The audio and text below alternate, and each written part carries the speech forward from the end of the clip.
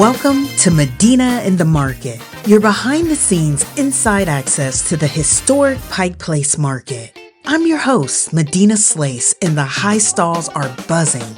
Today, we're on the cobblestone with... My name is Truc-Quan Nguyen. I am an artist and owner of Modern Meliora, a brand that romanticizes life and scenery here in the beautiful Pacific Northwest, and we are standing right here at Pike Place Market. In July 2020, after more than a decade in education, you launched an Etsy shop called Modern Meliora.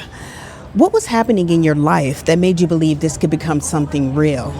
During that time, it was a really dark period of my life because we were in quarantine. I wasn't able to kind of work in person in education since schools were closed that time. And so they were operating a lot online. And I just felt very isolated and just not really happy with where I was at. And so I wanted an outlet, specifically a creative outlet where I can just, express myself and channel some of those emotions. And so that was how Modern Meliora was born. So just out of isolation, I wanted to find some joy. Modern Meliora began with resin and small format pieces.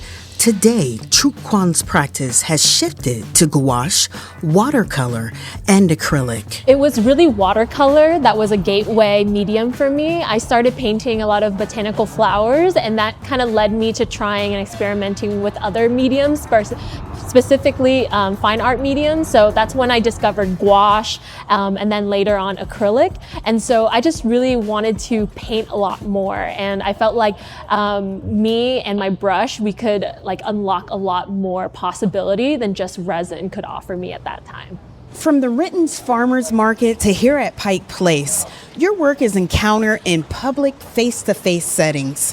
What do these environments reveal about how people experience and value your art compared to online platforms? I believe that people get to experience my art in a tangible way. They can pick up an art piece, they can view it directly without being behind the screen, and the best of all, they can interact with the artist, which is me. And so they can ask me questions, they can, allow me to tell them more about my story. And so in a way, it's a very interactive experience that goes beyond just being able to read an artist's bio online or see the images online. It's a lot more interpersonal and a lot more face-to-face.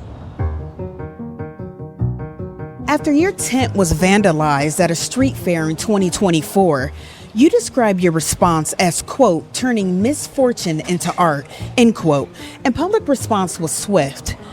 Walk us through what unfolded in the days that followed. Yeah, so after my tent was vandalized, I had to make a decision. I could either, have the situation define how I was feeling in that moment and be just wallow in my sadness, or I can turn it into art. And I think being an artist, I always take any opportunity I can to turn adversity into art.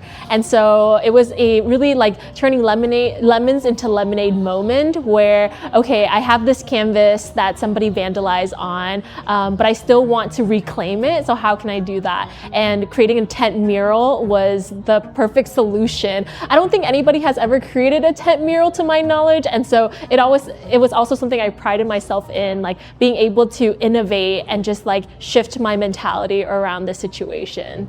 On February 28th, Truc-Quan entered a 6-month residency at 5th and Pike Studios, powered by Shun Pike Arts. I was curious how the work developed during this residency showcases her evolution as an artist. I wanted to grow roots in the Seattle area, and I thought that this would allow me to do so by being more interconnected with my community and be more facing with my community. And beyond that, I wanted to grow as an artist and do more large-scale artwork, and so having a bigger space would allow me to do so. So now I'm able to paint really large canvases and not just the small format art pieces that I've done before. And so one of my goals for this year is to be able to exhibit and showcase these larger artworks and to kind of solidify myself as a Seattle-based artist. The extended version of this conversation is available on our website. Madinah in the Market is created, produced, and distributed by Medina Slaise Media.